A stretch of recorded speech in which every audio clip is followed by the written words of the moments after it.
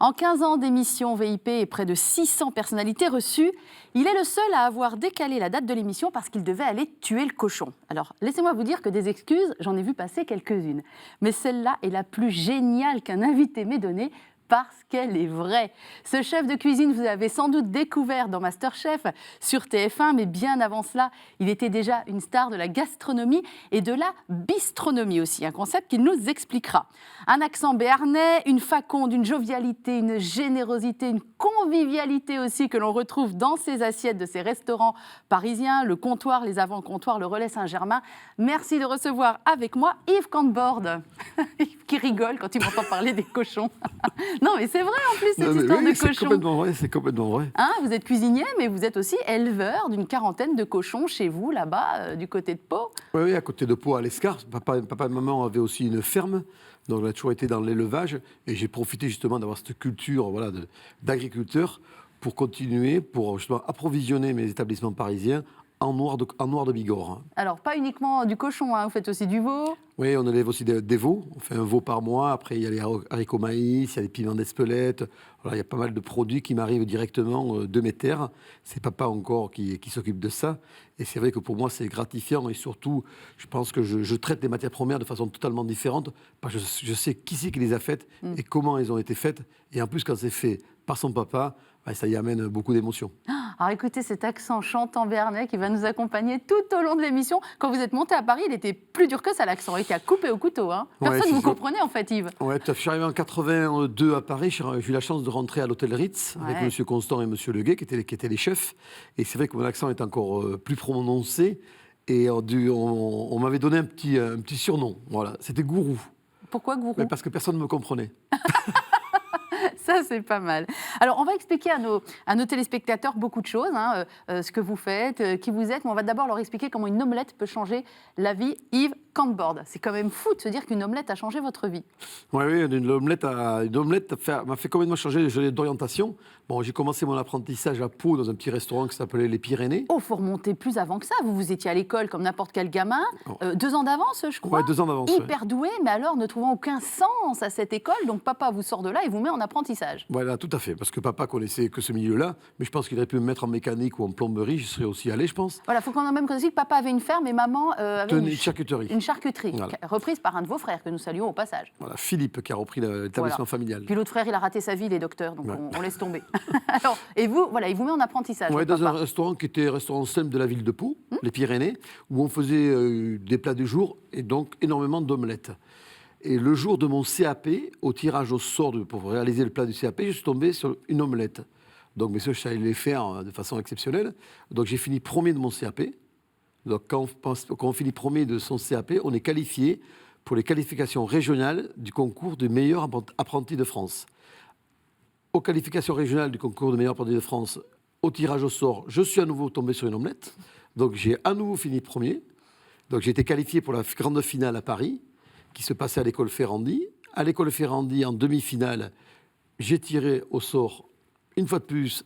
Je suis tombé sur omelette. Non, mais c'est incroyable. Donc, j'ai encore fini premier de la demi-finale. Ouais. Et en finale, bien sûr, il y avait un thème qui était imposé. Et c'était carré de veau choisi, poire condé, sol soufflé. Ça s'est moins bien passé, là. Là, hein. je ne savais pas ce que c'était. Ouais, voilà. Ça s'est moins et bien passé. dans ce malheur de cette finale, voilà, j'étais en pleurs parce que je ne comprenais pas ce qu'on me demandait techniquement. Et tous les autres candidats sortaient des plus grandes maisons. Ouais, vous étiez vraiment le... Voilà. Je suis arrivé, j'étais le challenger. Quoi. Le challenger, même. Je sortais de nulle part. Le provincial. Provincial qui arrivait, qui connaissait rien. Donc, il y avait Monsieur Leguet, le chef du Ritz, qui était à l'époque, qui était en cuisine et qui corrigeait donc les épreuves en cuisine, qui a vu que j'étais complètement désorienté et que je n'étais pas capable de travailler. Je pense que il m'a regardé, il a vu le bon gamin, il est venu me voir, il m'a dit « Vous inquiétez pas, c'est pas grave, ça peut arriver ». Voilà, il m'a consolé et il me dit « Écoutez, vous inquiétez pas, vous m'appelez, voilà mon numéro de téléphone, je vous embaucherai à l'hôtel Ritz ». Et c'est comme ça que je suis rentré à l'hôtel Ritz. Et c'est comme ça que cette passion et cet amour pour ce métier c'est déclenché. Oui, parce qu'au départ, il n'y avait pas beaucoup d'émotions culinaires. Hein. Au départ, je me souviens très bien que Pierre Gagnère, dans cette émission, nous a dit la même chose. L'émotion culinaire est venue plus tard, avec le travail. Oui, parce qu'au départ, c'est simplement un métier par là où on nourrit les gens.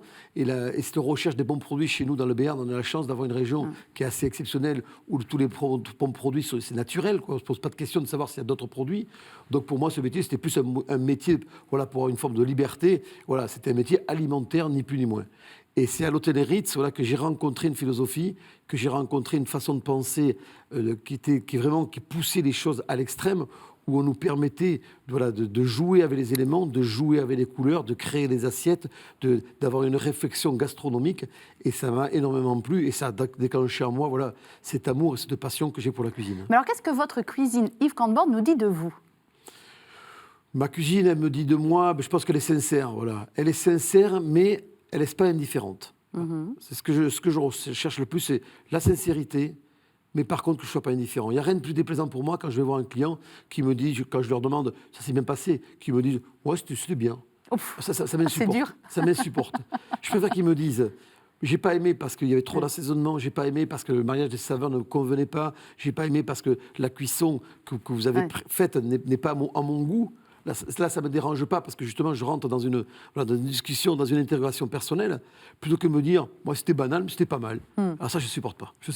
Je crois que le métier de restaurateur, on est là justement pour donner de l'émotion. On est là pour donner du plaisir. Parce que quand les clients viennent chez nous de temps en temps, ils viennent se nourrir avant tout, ça c'est une certitude.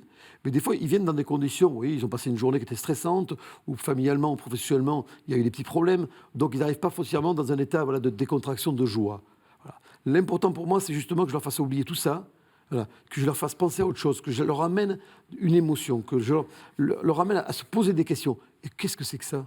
Comment ça a été cuisiné ? Comment ça a été assaisonné ? C'est ça qui est intéressant. Alors justement, on va regarder quelques images de Yves Cantbord en cuisine avec quelques assiettes qui vont forcément pas vous laisser indifférent, c'est juste pas possible. Regardez.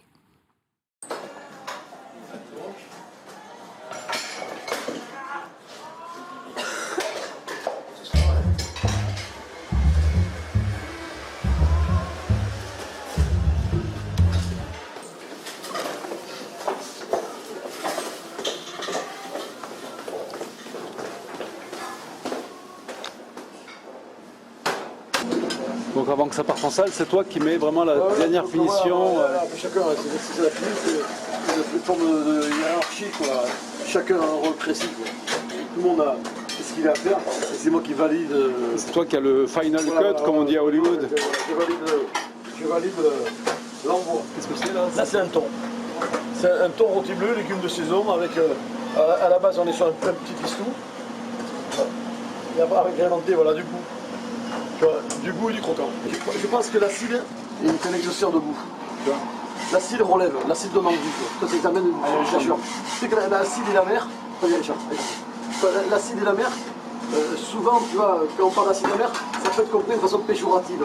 Alors, surtout la mer, l'acide encore, mais quand ils sont mis, tu vois, à bon escient, avec le bon dosage, ça te met la relance dans la bouche, quoi. Moi, je pense que l'acide de la mer et autre chose, c'est le croquant, moi, que j'adore. J'aime bien que ça. Entre le fondant, la crème brûlée à l'huile, entre le fondant et le croquant, le contraste. Le contraste. Mais de toute façon, le contraste dans une assiette. C'est de mayonnaise. Voilà, c'est de mayonnaise. Qu'est-ce qu'il y a au milieu là? Juste au milieu, tu as une salade sucrine et un acide encore. C'est un oignon rouge au vinaigre. Regarde, bien assaisonné un peu. Ouais, c'est assaisonné. C'est pas dénaturant, hein. C'est juste la fraîcheur. Ça, juste, je veux qu'on fraîcheur. Et ça met en valeur le produit lui-même. C'est tout ce que je veux. Et justement sur l'assaisonnement, le sel, le poivre, c'est fait ici en cuisine, tu laisses finalement le client mettre à volonté. Non, je suis pas du principe qu'on serait assaisonné. On est cuisinier, on assaisonne. Pourquoi est-ce que vous défendez autant les plaisirs de la table, Yves Cantbord ? Parce que pour moi, la table a été primordiale durant toute ma vie. Voilà. Moi, j'ai eu des parents, entre papa qui s'occupait de la ferme, maman qui s'occupait de la charcuterie et qui passait beaucoup de temps au travail, qui se levait à 7h du matin, qui rentrait des fois le soir à minuit et demi. Plus 3 garçons à s'occuper. Plus 3 garçons à s'occuper, en plus 3 garçons qui étaient un peu délurés tous les 3.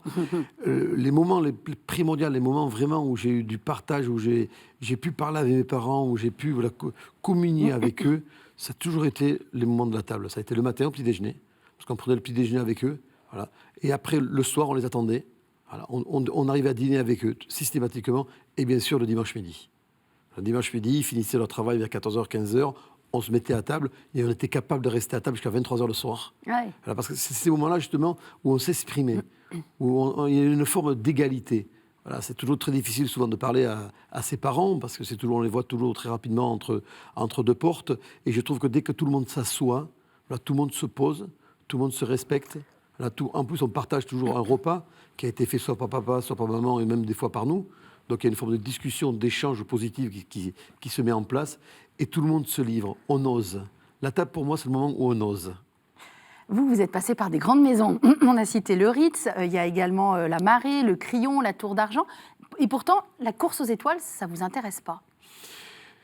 J'ai eu la chance de côtoyer justement, je dirais, le Graal un peu de la gastronomie française dans ces maisons-là où on apprend à travailler, où il y a un respect total de l'organisation, du produit, il y a de la rigueur, il y a de la discipline, un respect total du client. Je pense que c'est une éducation professionnelle extraordinaire, mais elle ne me convenait plus à un moment donné parce que voilà, je n'étais pas moi-même. Voilà. Voilà, je me suis quand même posé la question assez longtemps de me dire, est-ce que toute ma carrière professionnelle, je serais capable voilà, de continuer à réciter, à continuer à avoir un rôle que je faisais déjà à l'époque à 200% de mes compétences. Mais est-ce que la vie aussi, à un moment donné, c'est pas voilà, être soi voilà, et s'accepter comme on est et être capable de le faire partager au plus grand nombre. Et ça a donné la régalade. Ça a donné la régalade. Donc voilà, j'étais parti de... Tout premier restaurant, vous aviez 26 ans, je crois. J'avais 26 ans Ouais. et j'étais parti d'une phrase de Kurnonski qui disait, voilà, on ne va pas au restaurant pour manger les rideaux. Non, mais la phrase était importante pour moi. C'est génial. Elle était importante pour moi parce que, voilà, c'était pas parce qu'on était entouré de luxe, d'or, d'argenterie et de cristal que l'assiette voilà, est meilleure. Donc l'idée, c'était justement dépoussiérer tout ça, enlever tous ces codes, que le commun des mortels soit capable de venir manger, sans se poser la question de savoir s'il doit avoir une cravate, s'il doit avoir une veste, s'il peut être en basket. Mais par contre, lui amener cette émotion-là, par contre, lui amener la gastronomie dans l'assiette. Et c'est comme ça qu'on a lancé le restaurant La Régalade. Et c'est vrai que ça a été pour nous une surprise, parce qu'on ne s'attendait pas à ce succès, quoi. Gastronomie et bistronomie, tout de suite les journalistes vous ont affublé de ce titre de voilà, créateur de la bistronomie française. Ça a pu vous agacer à une époque, mais c'était pas faux finalement. Vous avez réussi à ramener la gastronomie à quelque chose de plus accessible, de plus simple. Oui, sur le résultat final, c'est une certitude. Je pense qu'on a énormément fait de bien à la gastronomie française à ce moment-là, et aujourd'hui même dans la gastronomie mondiale. Voilà, on s'est rendu compte que le plaisir du goût, la jouissance qu'on peut avoir voilà, gustative, avec les papilles gustatives, ce qui peut se passer dans la bouche et qui est merveilleux et qui amène beaucoup d'émotions et beaucoup de sensations, mais n'est pas dû voilà, à l'emballage. Voilà, c'est pas parce qu'on va manger impérativement avec une argenterie ou avoir une assiette d'exception de porcelaine française voilà, que le goût sera meilleur. Même si l'argenterie et la belle porcelaine, c'est fabuleux.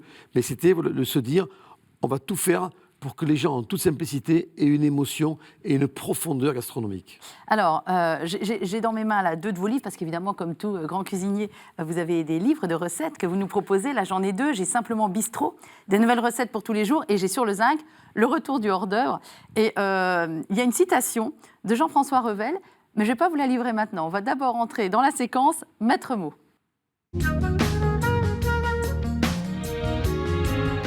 Ah bah tiens, pour une fois, c'est pas l'invité qui va commencer avec la citation, c'est moi. Parce que alors, cette citation de Jean-François Revel, j'avoue que je l'ai trouvée super en introduction, donc c'est sur le zinc.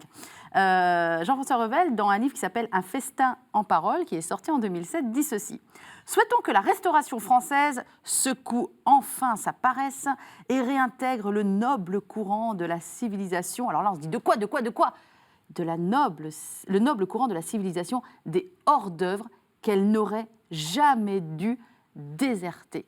Moi, je ne savais pas que Jean-François Revel s'était exprimé sur la gastronomie. Pour tout vous dire, je le découvre avec vous. Et là, ça y est, le propos du livre est trouvé, là. Oui, tout à fait. En plus, le livre de Jean-François Revel est un livre très, très intéressant parce qu'il y a une vraie pertinence d'analyser voilà, le passé et qu'on a tendance des fois à oublier. Ouais. Et on a surtout tendance, quand on oublie ça, d'aller chercher souvent voilà, des références extérieures à la France, alors que quand on connaît un peu l'histoire gastronomique française, on a vraiment tout et on a vraiment un terroir et des possibilités qui nous permettent de perpétuer cette magie. Et vous, Yves Cantebord, c'est quoi la citation avec laquelle vous êtes arrivé alors ? La citation, c'est que le plus compliqué, c'est faire simple. Voilà. Et c'est une citation que j'applique dans ma cuisine, mais que j'essaie d'appliquer aussi dans la vie. Je pense que pour moi, c'est le plus dur. Finalement, votre philosophie de cuisinier est également vos philosophies de vie. C'est bien ce que j'entends. Ah, tout à fait. Je pense que mon métier est ma vie.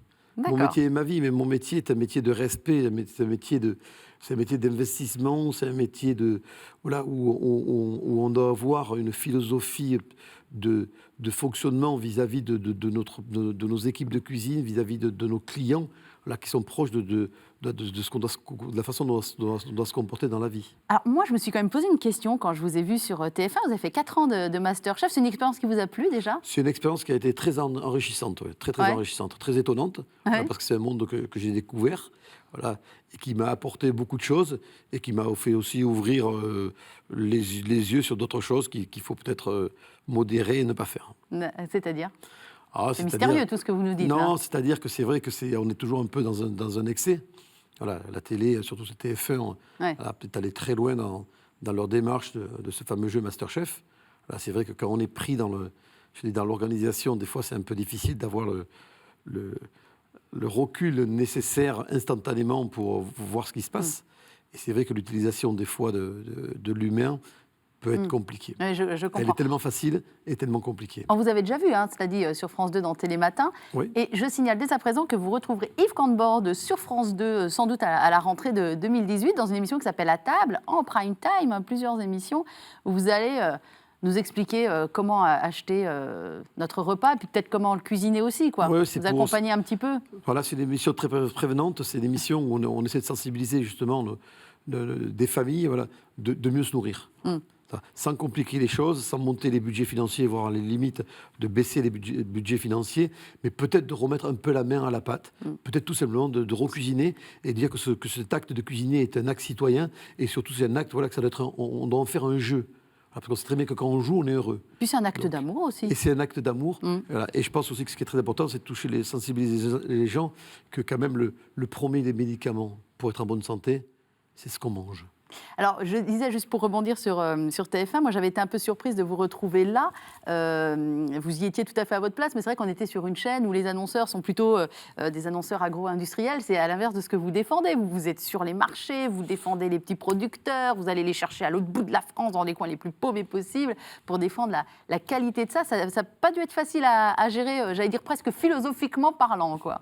Non, ça a été un petit peu compliqué dans ma tête, parce qu'après... Oui, c'est de ça dont je parle. Voilà, après, dans le quotidien du jeu, on a quand même prôné les bons produits et les produits frais en permanence, donc pour sensibiliser les gens justement par rapport à ça.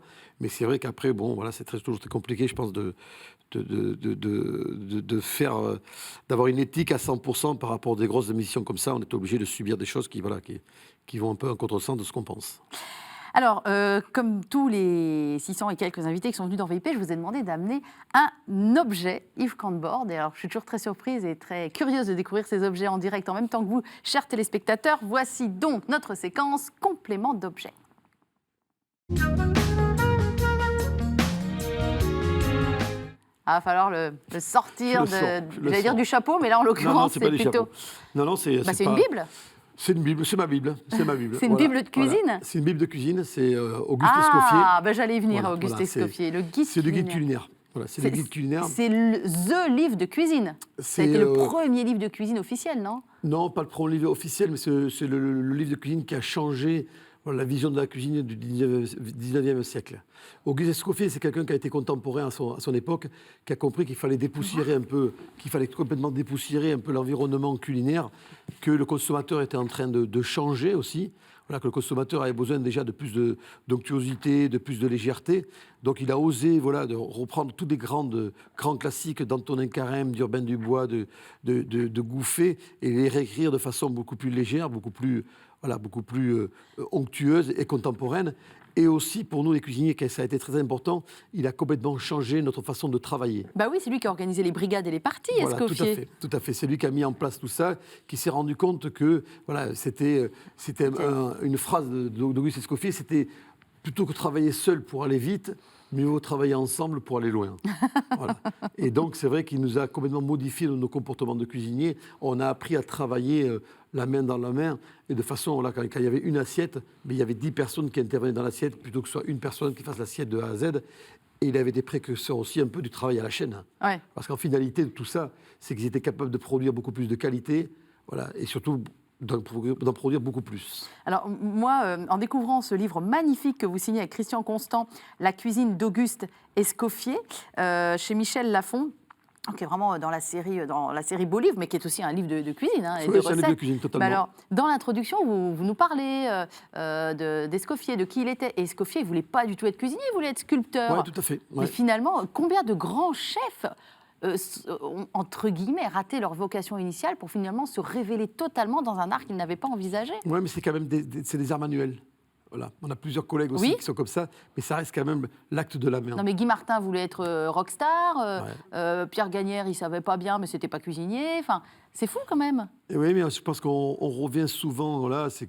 Peut-être qu'aussi à cette époque-là, même à mon époque à moi, il n'y avait pas beaucoup de choix non plus. Quand on décidait, la tête un peu brûlée, de dire j'arrête l'école, je m'en vais. Voilà, les premiers métiers qui venaient à la base, bien souvent, c'est des métiers autour des métiers de bouche. Puis alors, il avait des noms de plats, parce que c'est aussi quelque chose qu'il a révolutionné, c'est les noms des plats. J'en ai retenu un ou deux, je vais vous les citer. Soufflé d'écrevisses Rothschild, salade Jockey Club, pêche Princesse Louise d'Orléans. Ou encore frivolité moscovite, homard au feu éternel, asperge, nouvelle sauce. Ou encore coucher de soleil par un beau soir d'été. Ça vous inspire, vous, Yves Cantbord, ces noms-là? Ça m'inspire surtout une chose, c'est que on disait d'Auguste Escoffier que c'était le roi des cuisiniers et le cuisinier des rois. Parce qu'il avait nourri toute la planète. Mais moi, je pense surtout qu'Auguste Escoffier, c'était le roi du marketing. Voilà, il avait déjà inventé le marketing, parce qu'il avait l'intelligence, justement, de donner des noms à ces plats, de noms de clients qui étaient très connus. Et il arrivait justement à faire deux choses avec ça. C'est qu'il, bien sûr, il faisait plaisir à ces clients-là, parce que c'était quand même pour eux, c'était gratifiant de se retrouver sur la carte du Ritz. Et en plus, il faisait plaisir à ses clients qui étaient contents de manger un des plats favoris de ces illustres personnes. Alors moi, j'aime beaucoup les citations. Donc après avoir cité Jean-François Revel, on va citer Auguste Escoffier dans Souvenirs culinaires. Il dit quelque chose d'extrêmement intéressant. Pour qu'un peuple ait une bonne cuisine, il faut aussi qu'il ait un long passé de vie courtoise qui fait apprécier la fête d'un bon repas pris entre amis. Qu'il ait également de solides traditions domestiques transmettant de mère en fille, mais alors bon, père en fils aussi, ou de père en fille, bien sûr, tous les secrets d'une bonne table. Dans le renom de notre cuisine, je veux voir une preuve de notre civilisation. Vous applaudissez des deux mains, là, Yves Cantbord? En plus, j'applaudis de deux mains le mot transmettre. Voilà. Ouais. Pourquoi j'aime les livres de cuisine? Pourquoi je m'y intéresse? J'ai une grosse collection du XVIIIe et du XIXe siècle, parce que je suis persuadé qu'il faut connaître son passé. Il ne faut pas être passéiste, parce qu'il faut quand même évoluer avec son temps, mais il faut connaître son passé. Parce que quand on connaît bien son passé, je pense qu'on fait bien son présent, et c'est surtout qu'on va transmettre pour que le futur soit plus beau. La France a la chance d'avoir une culture gastronomique qui est exceptionnelle, mais c'est vrai qu'elle a aussi cette lourdeur. Voilà, parce que quand on a cette histoire derrière nous, on a toujours peur d'y toucher. Voilà, on a peur de la faire avancer. Mais aujourd'hui, si on a la connaissance, je suis persuadé qu'on peut la rendre contemporaine et perpétuer cette tradition que le monde entier nous envie. D'ailleurs, aujourd'hui, il y a encore plus de 70% des tourismes qui viennent en France. Ils viennent pour le tourisme gastronomique. Je vais vous débarrasser, Yves Cantbord, de votre Bible culinaire. Quand je pense que vous aviez ça caché dans le dos depuis le début de l'émission, je pensais que c'était un tout petit objet. Je vous la rendrai à la fin de l'émission. Ah là là, on va rentrer dans une séquence très très sympathique. C'est la séquence Invité Mystère. Vous êtes prêts? C'est l'heure de l'appel mystère.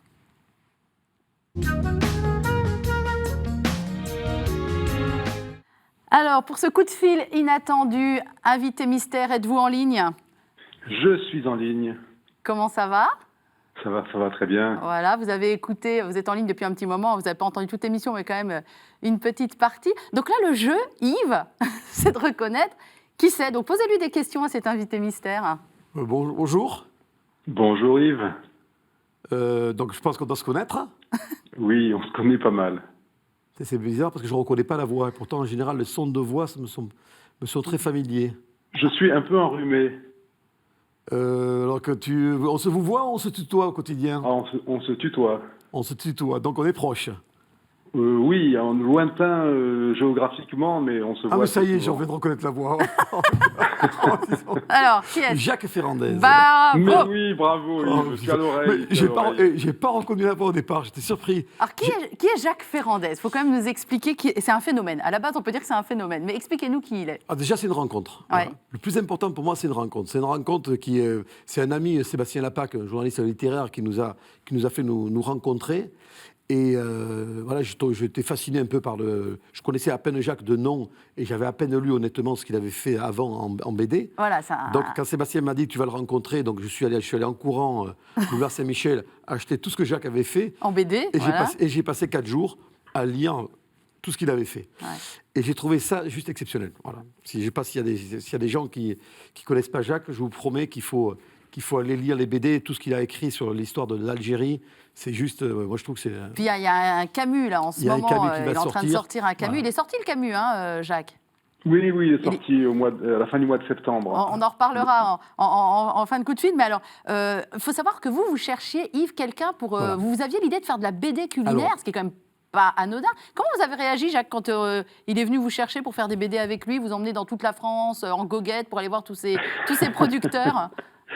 Oui, en fait, c'est comme l'a dit Yves, c'est Sébastien Lapac qui nous a présenté, parce que Sébastien m'a dit, écoute, il y a Yves qui veut faire une bande dessinée avec les producteurs, etc., les gens avec qui il travaille, et il faut pas qu'il fasse ça avec n'importe qui, donc je vais te présenter à lui, parce que comme ça, tu verras, vous vous entendrez très bien, et la rencontre, effectivement, s'est très, très bien passée dès le premier abord. Il faut dire que Sébastien Lapac savait que j'avais un penchant pour les vignerons, ce qu'on appelle aujourd'hui les vins nature, et c'est précisément les vins qui sont à la carte du comptoir chez Yves. Donc déjà, le rapprochement a été fait de ce point de vue-là. Vous aviez même des amis en commun au final. Enfin... Oui, pas mal de vignerons qui sont d'ailleurs dans les albums, dans les Frères de Terroir qu'on a réalisés ensemble. Il y a pas mal de vignerons qui étaient déjà des gens que je connaissais, que j'avais fréquentés, dont je buvais les vins déjà. Et ça a été un point de rencontre important. Il est comment le Yves Cantbord que vous connaissez, vous? Il y a Yves qui est mort de rire là. Oui, alors en fait, moi, Yves, en fait, j'avais jamais rencontré, c'est-à-dire que je connaissais son existence. C'est d'ailleurs souvent les vignerons comme Antoine Arena, ils me disaient, ah tiens, il y a Yves qui est venu la semaine dernière. Bon, je savais que Yves avait ce restaurant à Paris, le comptoir, mais en fait, j'avais jamais eu le plaisir de déjeuner ou de dîner chez lui, et ça a été fait, effectivement, cette rencontre s'est faite autour d'une table avec quelques bouteilles, et à partir de là, ça a été génial, parce que moi, on a arpenté le pays pendant 2 ans, enfin pas tous les jours, on n'a pas vécu ensemble quand même, mais on s'est vu beaucoup, et surtout il m'entraînait avec lui auprès des gens avec qui il travaille, c'est-à-dire les éleveurs, les maraîchers, les producteurs, les artisans et évidemment les vignerons.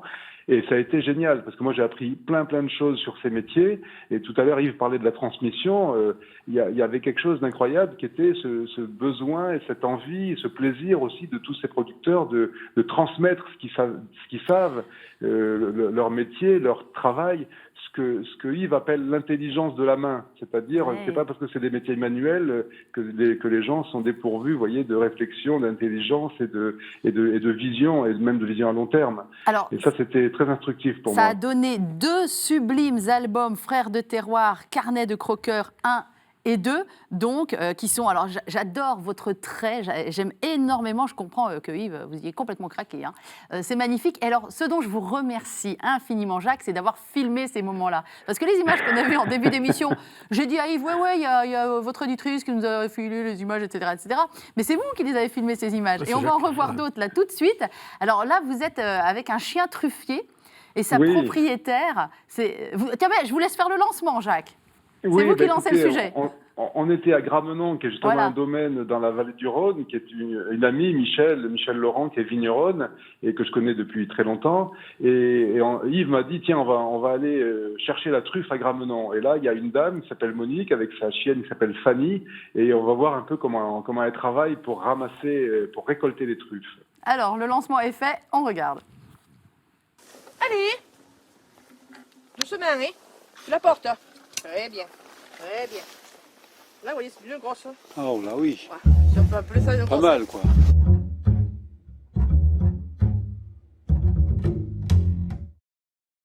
Alors c'est lui le chien star, c'est lui qui fait... Mais c'est pas un cadeau parce qu'elle aime pas le monde. Ah, c'est c'est dommage. C'est une fille. Oui, alors c'est dommage. Parce que l'autre que j'avais avant, bon, elle est morte. Mais alors, elle adorait quand il y avait du monde. Oh, parce qu'elle était contente. Alors voilà. Et elle aime pas, pourquoi? Parce qu'elle fait ça timide ou au contraire elle cabotine? Elle truffe pour moi. Les autres, ça ne l'intéresse pas. On a l'impression de dire, vous me dérangez plus que rien d'autre. Mais bon, ça ne m'empêche pas qu'elle travaille. Mais quand elle va avoir marqué le trou, quand tout le monde... Allez, cherche. Allez, il y en a une là. Allez. Apporte. Hop, terminé. Ah, bah, allez. Elle a bouffé? Elle l'a bouffé. Plus petite, elle les avale. Je vais les chercher dans la gorge, il y a des fois. Ah oui. C'est un pré-lavage. Alors là, oui. Oui. Ah oui, faut vraiment saisir au moment. Ah, mais il faut faire attention parce qu'elle le fait discrètement. Oui. Et il paraît que ce qu'ils font avec les cochons, c'est encore pire. Ah oui. Moi, je l'ai vu faire avec les cochons. Alors là, si vous n'étiez pas à côté, c'était marrant. Oui. Ah oui, ouais. Cherche. Allez, Fanny. Allez, cherche. Là, il y en a. Allez. Là, il y en a d'habitude. Allez. Elle est grosse, c'est des pois chichés des fois. Et ça vaut pas le coup de les laisser? Non. Oh non. Là, elles ne grossiront plus. Oh non, c'est fini là. Oula, c'est... Vous voyez, le coup de patte de la chienne. Ah oui, d'accord. C'est pour ça qu'elle s'est arrêtée. Elle a Je un l'ai peu forcée, abîmé, oui. mais elle s'est arrêtée parce qu'elle a senti la truffe. Et là, vous la récompensez une fois qu'elle a trouvé? Vous lui donnez... Oui. C'est quoi? C'est du biscuit? C'est du... Non, pas de biscuits. Il ne faut pas de miettes parce que alors, si vous avez des miettes au sol, elle va sentir les miettes sans arrêt. Soit c'est du gruyère, Ah oui. saucisse de Strasbourg, Saucisse de croquettes, Strasbourg. bon truc quoi. Ah bon. Oui, un trou de rat en plus. Trou de rat? Ah, Les rats, ils aiment ça aussi. Ah ben, j'en ai fouillé une grosse. tu aimes ça la truffe hein? Alors, vous me dites qu'elle n'est pas grosse? Je faut choper les rats, peut-être qu'ils farcissent la truffe. Ça va faire un petit gigot. Et vous-même, ça fait longtemps que vous Faites ça. pratiquez la... Oui, j'en ai 63, il y a bien 40 ans. Alors, Ah d'accord. il y a bien 40 ans que je le Vous fais. avez fait un quintal de truffes. Oh, quoi, Pour les Oui, hommes, oui, pour les autres, j'en ai d'accord. fait. Hein. Oui. Regardez, et le pic est d'origine. Hein. Ah oui. C'est celui de ma maman. Et ouais. elle a toujours fouillé. Et... Mais J'aime ça- bien, mais ça me fait le canne en même Ah temps. bah oui, bah c'est... Mais il est très bon, hein, il est très bon au dénichage de truffes, le pic aussi. Voilà, la truffe à Gramenon. Alors, Jacques, je découvre en fait que Yves voit les images pour la première fois. Non, celle-là, j'ai pas vu. C'est pas vrai. Non, celle-là, j'ai pas vu, Jacques. Je l'ai pas vu. Ben oui, on avait fait ces petits films. Enfin, c'est-à-dire que c'est moi qui ai filmé, parce qu'évidemment, quand on va voir beaucoup de monde comme ça, des gens qui ont un savoir exceptionnel et qui ont surtout un discours, qui savent en parler, moi, je pouvais pas juste me souvenir vaguement, prendre des croquis, ça aurait été rapide. Et puis, vous savez, quand on a un verre à la main, une tartine de foie gras ou autre chose, ou une huître, Bon, on c'est peut pas difficile dessiner, de quoi. faire des C'est croquis. pas possible. Voilà, c'est Bah, compliqué. ouais. Par contre, alors vous voyez, j'avais de quoi filmer, de quoi enregistrer le son aussi. Alors j'ai fait ça un peu au débeauté parce qu'évidemment on n'avait pas d'équipe de tournage. On est allé simplement Yves et moi. Moi j'avais mon petit matériel, ce qui fait que j'ai laissé tourner souvent. Vous voyez, parfois en tenant la caméra. Alors des fois c'est un peu filmé, ça bouge. Mais après ça, on a fait ces petits films avec une petite boîte de prod avec la maison d'édition, avec Rue de Sèvres, pour mettre un petit supplément, si vous voulez, avec à la bande dessinée, qui est une forme de réalité augmentée ou de BD reportage, comme on veut. Mais en tout cas, moi, tout ça, ça m'a servi de documentation Ouais. parce que ça me permettait de redessiner les lieux, les personnages et surtout d'avoir les mots, quoi, de pouvoir remettre dans les bulles les dialogues. Et messieurs, alors est-ce qu'il va y avoir un carnet de croqueurs 3 là? Est-ce que. Vous là Alors Oula, Yves, il est en vous plein savez, tournage de ses émissions On pour pourra- France 2. il pourrait- donc il faut pourrait- trouver le temps. il pourrait y en avoir 10. Ouais. Oui, parce que- même sans. Voilà, même 100, oui. Non, parce que le but de ça, c'était justement rendre hommage Oui, bien sûr. à tous ces gens qui ont ce savoir-faire et qui font la gastronomie française. Parce que c'est vrai que nous, les cuisiniers, nous sommes au bout de la chaîne. On la transforme, on la met en valeur vis-à-vis de la clientèle. Mais si on n'a pas cette matière première, si on n'a pas ces produits, on n'est rien. La France n'est pas là. Voilà. C'était un moyen voilà, justement de sensibiliser peut-être. J'ai voulu la BD à l'époque. Je me suis dit que si je vais sur une BD, je vais toucher un public plus jeune. Mais de comme avec cuisiniers. le concept de la bistronomie. Le but, c'est de toucher large, quoi. Toucher large de façon à ce que les gens se rendent compte. Mais une BD, on la lit. Ouais. Parce que c'est vrai que quand on voit les dessins de Jacques, quand on voit les dialogues, parce que là, ce qui est magique, c'est se rendre compte que les dialogues, ils sont réels. Voilà, c'est justement Non, ce mais- que la dame dit, ce que François Gilazaro dit, c'est la réalité qu'on a dans la BD. Et puis Donc, surtout, vous touchez c'est une les- BD qui vit, quoi. Vous C'est une touchez, BD enfin moi, elles étaient chez moi, les BD, vous touchez mes enfants. Ouais, c'est ça, Forcément, parce voilà. que c'est de la BD, donc ils vont voir ce que c'est, et puis ils découvrent la gastronomie via la BD, c'est génial. Ouais, et puis on se rend C'est compte, génial. parce on a sillonné la France, on a Ouais. essayé d'équilibrer un peu toutes les parties de notre territoire, et on se rend compte que dans ce pays, qui est un petit pays, on a des gens d'exception qui font un travail d'orfèvre, qui ont un savoir-faire exceptionnel. Et je crois que c'est notre devoir aussi à nous, là, les cuisiniers, les gens qui aujourd'hui sont un peu plus médiatiques que l'ensemble de la chaîne alimentaire, de les mettre en valeur, de les faire connaître, parce qu'on en a besoin. C'est très, très réussi. Je rappelle que c'est donc chez Rue de Sèvres, et c'est bien de citer l'éditeur aussi, Jacques Ferrandez, Yves Cantbord, frères de terroir, carnet de croqueurs. Je voudrais qu'on prenne une minute pour parler quand même de Camus, Jacques, parce que là, c'est pas le petit sujet non plus, Camus. Vous attaquez au monument, en fait. C'est votre truc. Oui, en fait, si vous voulez, ce qui était bien quand on s'est rencontré avec Yves, c'est que moi, ça m'a fait une récréation formidable, parce que je sortais beaucoup d'histoires sur l'Algérie. J'avais adapté précédemment L'étranger d'Albert Camus. Et là, ces 2 ans avec Yves, pour moi, ça a été une bouffée d'oxygène incroyable. Et bon, après ça, je suis revenu à mes amours habituels, c'est-à-dire qu'en effet, là vient de paraître le Premier Homme, qui est ce roman posthume et inachevé d'Albert Camus, où là, je retrouve mon Algérie, puisque c'est mon pays natal, ce sont les paysages que j'ai beaucoup dessinés depuis longtemps. Et là, en plus, bon, voilà, on est sur l'œuvre ultime de Camus, et pour moi, c'était évidemment très important de pouvoir remettre en image ce récit. C'est formidable. Alors s'il est enrhumé, en fait, c'est parce qu'il est en promotion dans toute la France, parce que ça marche terriblement, ce Camus. Et Jacques Ferrandez est un illustrateur. Alors que moi, je découvre honnêtement, visiblement, beaucoup de gens le connaissaient. Moi, je découvre grâce à vous, Yves Cantbord, et merci de transmettre aussi cet amour pour la BD. Merci beaucoup, Jacques. Qu'est-ce qu'on peut vous souhaiter pour la suite ? Écoutez, que ça continue encore longtemps. Là, je suis, comme vous l'avez dit, je suis en promo jusqu'à la mi-décembre. Je vais un petit peu partout en France. Bon, ensuite, il y a les fêtes. Alors, je pense qu'on va se régaler peut-être avec quelques recettes de Yves au moment des fêtes. Jacques. Et puis, je pense qu'avec Yves, on va se revoir assez rapidement. Là. Bon, moi, je passe souvent à Paris et à chaque fois, je vais le voir au comptoir. Bien, mon Jacques. Bon. T'embrasses tout le monde ? Oui, toi aussi. À très bientôt. Merci. Merci, Jacques. Au revoir. C'était la bonne surprise, j'ai l'impression. C'est la bonne surprise. Oui, Jacques, c'est quelqu'un qui...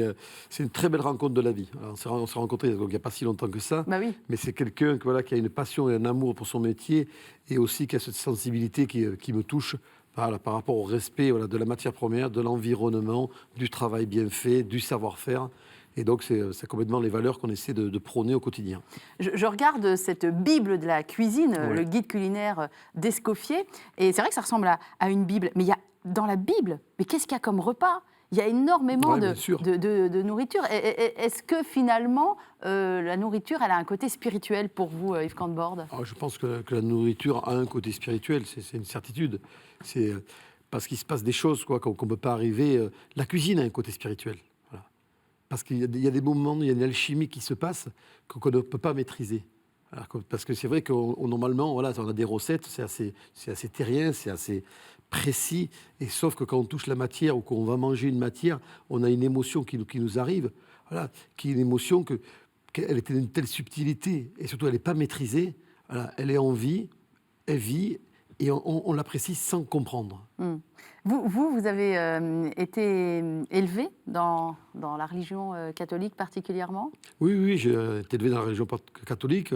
J'ai une famille qui était très croyante et très pratiquante.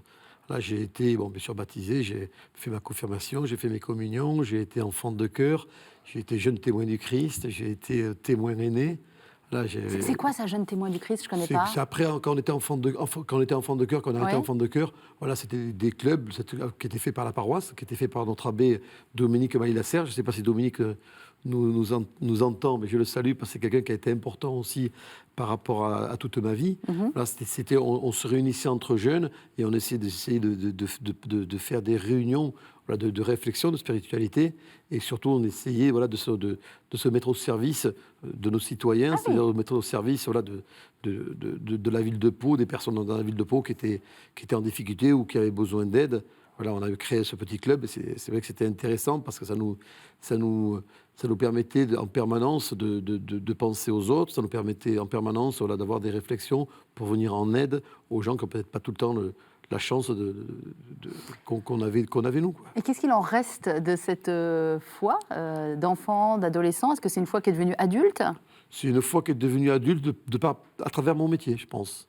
Mon métier, je pense que j'ai retranscrit ma vie professionnelle par rapport à cette vie, cette vie que j'ai eue avant, parce qu'il y a une vie, en fin de compte, ce que je prône dans mes valeurs professionnelles, c'est de l'honnêteté, Voilà, c'est de la générosité, c'est du respect, que ce soit le respect de la matière première, que ce soit le respect du client, et c'est du partage. Ouais. Donc c'est une foi qui s'incarne dans les valeurs, mais de la foi initiale, il y en reste quelque chose encore? Oui. Est-ce que c'est encore important pour vous, Yves Cantbord? Oui, ça reste aujourd'hui très très important.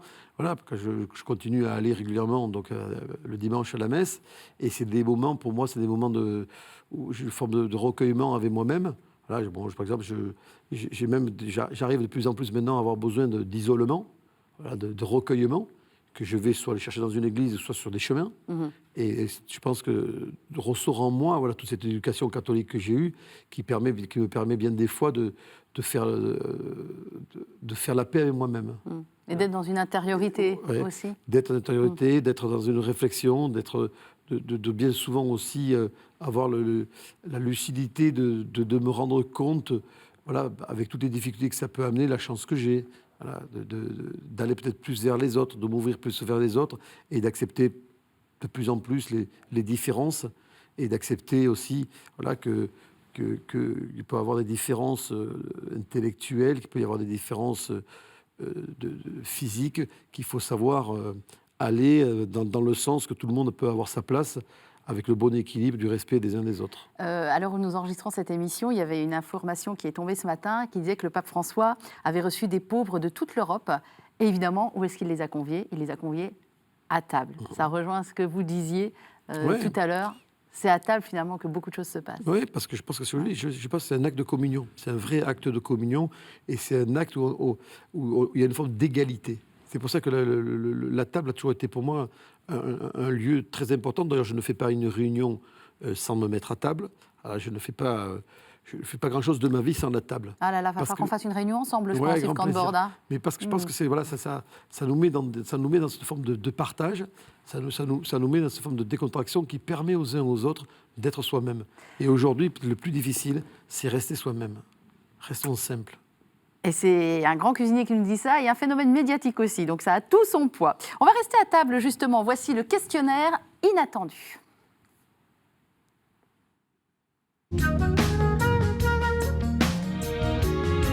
Alors forcément, ce questionnaire inattendu est fait de petites questions un peu comme ça, qui tombent un peu comme ça, mais qui tombent sur une table avec vous, forcément. Alors évidemment, la question que tout le monde vous a posée, mais comme je ne connais pas la réponse, je vous la pose. Quel est votre plat préféré, Yves Cantbord? Mon plat préféré, c'est celui que je ferai demain. Voilà. Ah! Voilà. Ça, c'est une réponse qui est très facile pour moi. Qu'est-ce que vous allez cuisiner demain, Yves Cantbord? Je ne le sais pas encore. Ah! Parce que je n'écris rien, je ne prépare rien. On le fait à l'instinct. Voilà. Parce que demain, il fera peut-être chaud, il fera peut-être froid. La matière première devant moi m'inspirera pas. Je me laisse à totale liberté. Quel est le plat le plus inattendu que vous ayez goûté? Le plat le plus qui vous ait le plus surpris, bousculé peut-être? Je ne sais pas s'il faut que je le dise. Ah, mince. Pourquoi c'était spécial? C'est en Afrique. Ouais. C'est un ragoût de singe. Un ragoût de singe? Waouh! Oui, parce que bien sûr, j'étais à rejoindre des amis là-bas qui vivent là-bas. Donc, on était dans un village africain et ils mangeaient du ragoût de singe. Donc, par politesse, bien sûr, en arrivant, je ne peux pas dire non, j'en veux pas. Donc, je l'ai mangé. J'ai dit, je ne sais pas comment je vais faire, je vais me forcer. Et j'ai été plus que surpris positivement. D'accord. Beaucoup de saveurs, beaucoup de goût, beaucoup de finesse. De là à ramener ça sur la table du comptoir, peut-être pas. Je ne le ferai jamais. D'accord. Alors maintenant, là, c'est une véritable colle que je vous pose et vous n'avez absolument pas de temps pour réfléchir. Vous devez cuisiner pour Jésus et ses 12 apôtres. Vous lui faites quoi? Je lui fais un plat qu'on va partager, un plat familial. Et je lui fais, aujourd'hui, je lui fais un cochon de lait. Je suis gonflé. Je fais un cochon de lait. Il est cachère, le cochon. Je lui fais. D'accord. Un cochon qui vient de chez vous, forcément. Un cochon qui vient de chez moi, bien sûr, sinon je ne lui fais pas. Ouais. Je lui explique d'où il vient, comment il a été élevé, voilà, la délicatesse qu'on y a mis pour arriver à cette saveur. Je lui fais ça. Et en dessert? Et en dessert, je vais lui faire... je vais être très traditionnel béarnais. Je vais lui faire manger le dessert béarnais par excellence, que le gâteau russe. Ah, je ne connais pas le gâteau russe. C'est une dacquoise aux amandes avec un praliné. D'accord. Crème pralinée, qui est fait à Oloron-Sainte-Marie. C'est notre gâteau du dimanche midi. Très Voilà, bien. tous les Béarnais, le dimanche midi, voilà, une fois qu'on sort de la messe, qu'on a fait le repas familial, on mange un gâteau russe. Il faut quand même qu'on salue le Béarn une fois dans cette émission. Béarnais, nous vous saluons, vous qui nous regardez, nombreux. Allez, encore une dernière question dans ce questionnaire inattendu. On va rester à table, mais pas tout seul. Il y a quelqu'un dont on a à peine effleuré le nom, c'est Ouais. Christian Constant. Ouais. Que les téléspectateurs connaissent bien aussi, parce que lui aussi, c'est un phénomène médiatique, mais sur une autre chaîne. Qu'est-ce qui vous a appris, cet homme-là? Christian Constant, il m'a appris, il a fait la seconde partie de mon éducation. Voilà. J'ai eu une éducation familiale, donc avec papa et maman. Voilà. Et Christian Constant, c'est la personne qui m'a tendu la main quand je suis arrivé au Ritz en 1982. Voilà. Quelqu'un qui m'a mis en confiance. Comme des fois dans la vie, on rencontre des gens voilà, qui vous mettent en confiance et qui vous font grandir, qui vous font passer du stade d'adolescent au stade d'adulte. Il s'est attaché à vous, en fait. Hein. Oui, comme je me suis attaché à lui, oui, c'est aujourd'hui, c'est vraiment mon père spirituel. D'ailleurs, il connaît tout de ma vie, je lui dis tout, on est vraiment très intime. Mais ce qui a été, où il a été pour moi le primordial, c'est qu'il m'a fait toucher du doigt voilà, que de travailler avec intelligence, avec rigueur, avec discipline, c'était un acte de beauté, que c'était un acte où on prenait du plaisir. Et de plus je travaillerai, plus je serai heureux. Et plus mon travail sera bien fait, plus j'en serai fier. Et grâce à ça, je pense que dans mon quotidien, je suis assez heureux et je suis toujours entouré de bonheur. Parce que quand on passe 10 heures dans une cuisine, quand on a un labeur, parce que c'est vrai que le métier de cuisinier, c'est un métier quand même qui est physiquement très dur, il y a un très gros investissement physique et moral, mais quand on sort de la cuisine au bout de 10 heures et qu'on est fier d'avoir fait ce qu'on a fait, je peux vous assurer qu'on a le sourire avec tous les autres cuisiniers, on est heureux du travail accompli. Et d'avoir rendu les gens heureux. Et on est heureux parce que voilà, notre travail qui a été bien fait, cette labeur, cette répétition a rendu des gens heureux. Et ça, quand on le comprend, eh bien, on est heureux d'aller travailler et on se rend compte que ce mot travail, ce mot investissement, c'est un mot de liberté. Parce que après ça, on est heureux, on est libre. Voilà. On s'exprime, on réfléchit, on crée, on dynamise. Et ça, c'est Christian Constant qui nous a... Il n'y a pas que moi, parce qu'il y a toute une génération qui est passée dans ses mains. Voilà, il nous a apporté ce plaisir du travail, cet investissement qui fait que dans la vie, on crée le bonheur. Et ce bonheur qu'on crée, eh bien, on a un retour sur investissement parce que c'est nous, en finalité, qui sommes les plus heureux au monde. C'est un magnifique hommage que vous lui rendez et que vous rendez d'une manière générale à tous ceux qui ont un maître, hein, quel que soit l'artisanat, la cuisine ou autre. On va passer à la toute dernière séquence de cette émission Yves Cantbord. Il s'agit du livre d'or.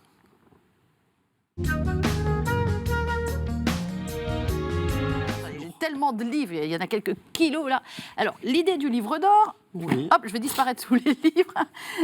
Voilà, je vous donne un livre d'or avec une page blanche où vous nous mettez une petite dédicace que vous nous lirez. Hop, quand vous aurez terminé de l'écrire. Et pendant ce temps-là, moi, je rappelle votre actualité, alors qui est foisonnante. Hein. Donc, il y a beaucoup de livres chez Yves Cantbord. Je vous recommande particulièrement simplement Bistrot chez Michel Lafon. Donc, ce sont des recettes accessibles, il faut quand même le savoir. Il y a l'autre sur le zinc, toujours chez Michel Lafon, que voici.